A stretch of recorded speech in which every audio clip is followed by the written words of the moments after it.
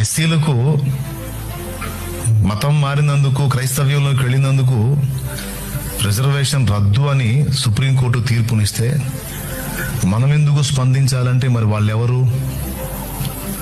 వాళ్ళెవరు? నేను ఒక పచ్చి నిజం చెప్పనా? ఒక పచ్చి నిజం. నాకు బాప్తిసం ఇచ్చినోడు అతనే, నాకు భక్తి నేర్పినోడు అతనే, నాకు ఉపదేశం నేర్పినోడు అతనే, నాకు దైవిక ప్రేమను చూపినోడు అతనే. దళిత బిడ్డలు ఈరోజు ఆంధ్రప్రదేశ్లో మాత్రమే కాకుండా భారతదేశంలో చాలా చోట్ల సువార్త వ్యాప్తి జరిగింది అంటే అందులో ప్రధాన భూమిక పోషించింది ఎస్సీలే.